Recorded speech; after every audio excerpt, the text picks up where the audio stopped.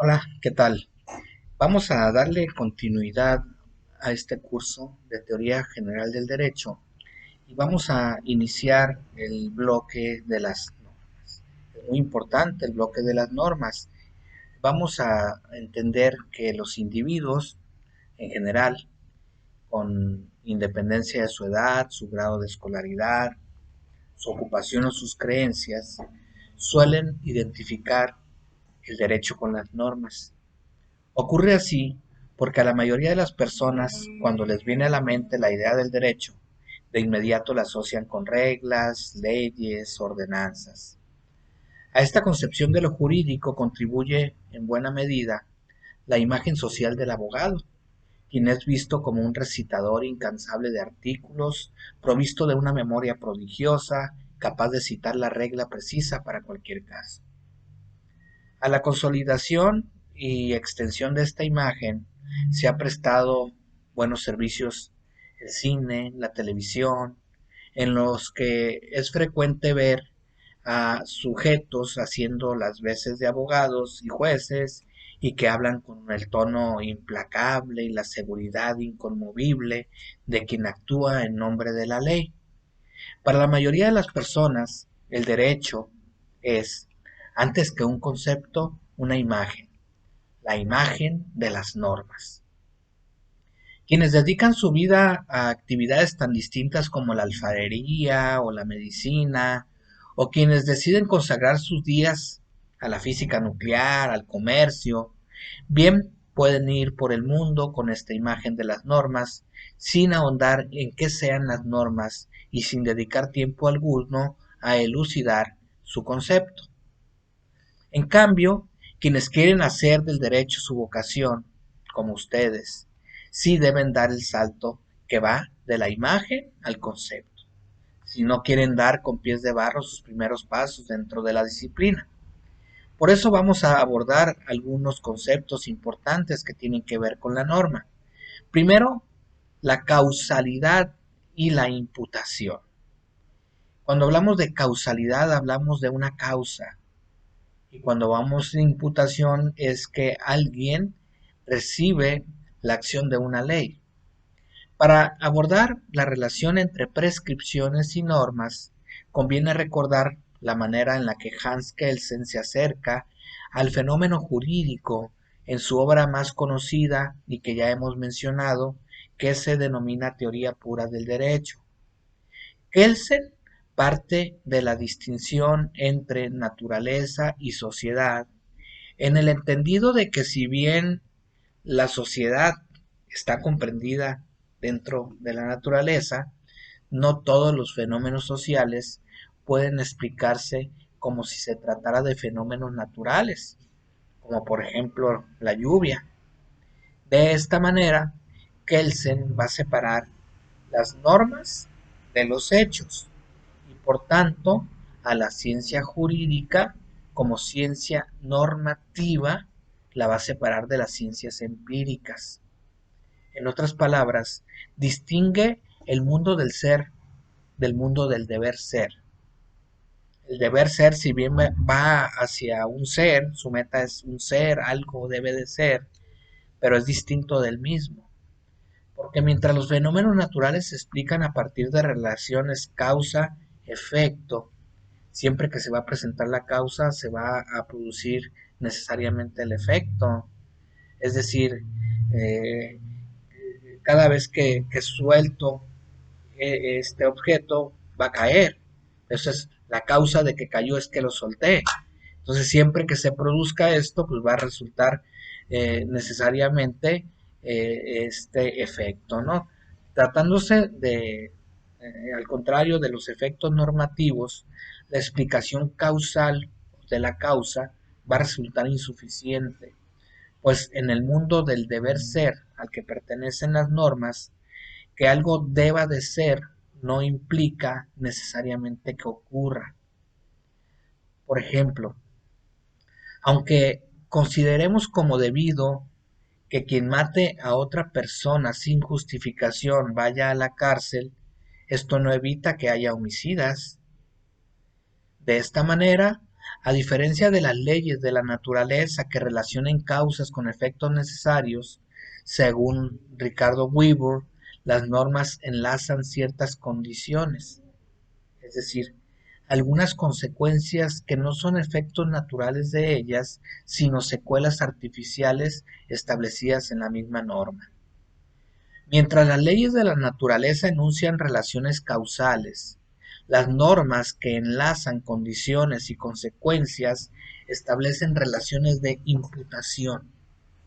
A todos nos parecería inútil y absurdo que alguien se propusiera, por ejemplo, emitir una norma según la cual el agua debe de hervir cuando alcance los 100 grados centígrados de temperatura y que debe congelarse cuando se encuentre por debajo de los 0 grados, disponiendo además que cuando exista o cuando alguien exponga cierta cantidad de agua a tales temperaturas y ésta no mute a los estados sólido y gaseoso, pues la persona tenga que ser sancionada.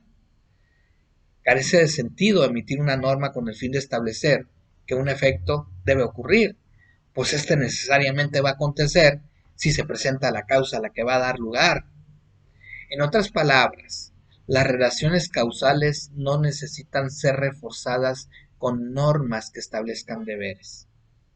En cambio, sí tiene sentido dictar una norma que disponga una sanción para quien incumpla la prohibición de sustraer los bienes que una persona tiene en su domicilio, cuando ésta no haya otorgado su consentimiento para ello y no exista tampoco orden de autoridad que exija la sustracción. En este ejemplo, se enlazan una condición y una consecuencia, que de no mediar la norma mencionada no tendrían relación entre sí. Es decir, que la norma sirve para unir una causa y una consecuencia, que no sucede lo mismo con la ley natural, porque la ley natural no va a necesitar la norma. De alguna manera, los fenómenos naturales van a generar, como les decía, que cuando se dé una causa suceda su consecuencia. De esta manera se demuestra cómo las normas enlazan artificialmente condiciones y consecuencias que no guardan relación entre sí necesariamente, no son relaciones necesarias, son relaciones, se les llama contingentes, es decir, que si se presenta la condición, en este caso, si sustraen bienes de un domicilio sin el consentimiento del propietario y sin una orden que determine el retiro de los bienes, aun contra la resistencia del dueño, ello no va a garantizar que se lleve a cabo la consecuencia, a saber, en este caso, el encarcelamiento de los responsables. Pues bien, pudo haberse efectuado la condición sin que se aplicara la consecuencia prevista en la norma, o sea, que sí se haya dado este robo, pero las personas no fueran sancionados. Por eso es diferente cuando se habla de la causa y la consecuencia en el tema de la norma y en el tema de la naturaleza. Este es el fenómeno normativo. Este fenómeno normativo es un fenómeno de comunicación, pues su dinámica consiste en dirigir pautas de conducta a sujetos o a clases de sujetos que por un lado estén en condiciones de decodificar el mensaje que en ellas se contiene, es decir, tanto la conducta que se exige como la sanción prevista para el caso de que se incumpla la conducción de la conducta obligatoria. Y por otro, que puedan actuar en consecuencia, esto es, que puedan cumplir con lo que la norma ordena. Como todo fenómeno de comunicación, el fenómeno normativo se despliega al abrigo de un lenguaje, es decir, supone la existencia de un sistema de signos que debe de ser compartido tanto por quien emite la norma como por quien tiene el deber de cumplirla. Cada signo del sistema tiene un significado convenido por la comunidad lingüística.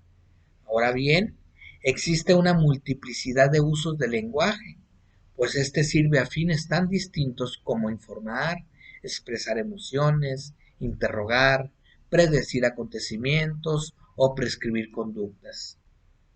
Una vez que hemos llegado a este punto, conviene preguntarnos ¿Cuál de los distintos usos del lenguaje se aplica a la descripción de normas para comunicar pautas de conducta? O si se recurre a varios de estos usos. Dicho de otro modo, es necesario saber qué se pretende con las normas. ¿Se busca informar, cuestionar, predecir o prescribir?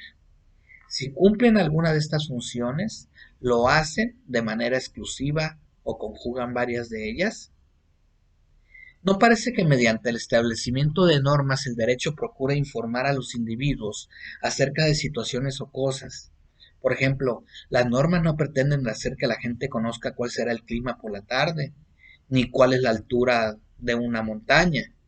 Tampoco se adecúa a la noción que tenemos acerca de las normas el que éstas tengan como propósito formular preguntas en relación a las causas de ciertos fenómenos, como por qué los cuerpos expuestos a cierta temperatura se dilatan o cuáles fueron los motivos de la caída del Imperio Romano. Menos claro resulta pensar que las normas sirven para hacer pronósticos, como quién ganará unas elecciones políticas o un partido de fútbol. En la teoría del derecho abunda la literatura que se ha ocupado de estudiar los usos del lenguaje aplicados a las normas. Pero, sin embargo, se va a destacar la obra de von Wright como la más influyente en el debate contemporáneo sobre la cuestión. A contracorriente de la opinión generalizada, según la cual una adecuada caracterización de las normas empieza por afirmar que éstas hacen uso de lenguaje exclusivamente prescriptivo, von Wright desconfiaba de que la totalidad de las normas fueran prescripciones. Sin embargo, destinó la mayor parte de su obra cúspide, Norma y Acción, al tratamiento de las normas que revisten tal carácter prescriptivo, quizá porque a pesar de que a su juicio resulta imposible perfilar una teoría general de las normas, concibiéndolas únicamente como prescripciones, admite también que las prescripciones gozan de primacía cuantitativa en los sistemas normativos, máxime si se trata de sistemas jurídicos. Pero el mayor número de normas revistan el carácter de prescripciones no justifica que una teoría de las normas no se ocupe de aquellas que no lo sean. En la siguiente sesión expondremos la clasificación de tipos de normas establecidas por von Wright, clasificación que se basa, como él mismo lo va a afirmar, en el criterio de que cada tipo de norma, más que ser una subclase dentro de una clase general de normas, es un significado posible a la palabra norma. Esta aclaración es importante porque es el modo en que von Wright acota los alcances de su obra Norma y Acción, donde advierte que en ella, más que una teoría general de las normas, hay una tipología lo más exhaustiva posible. Y va a enunciar 6 tipos de normas. A. Las definitorias o determinativas. B. Las normas técnicas o directrices. C. Las normas prescriptivas. D. Las normas ideales. E. Las normas consuetudinarias. Y F. Las normas morales. Por lo pronto aquí lo dejamos y en el siguiente video vamos a explicar en qué consiste cada una de estas normas. Muchas gracias.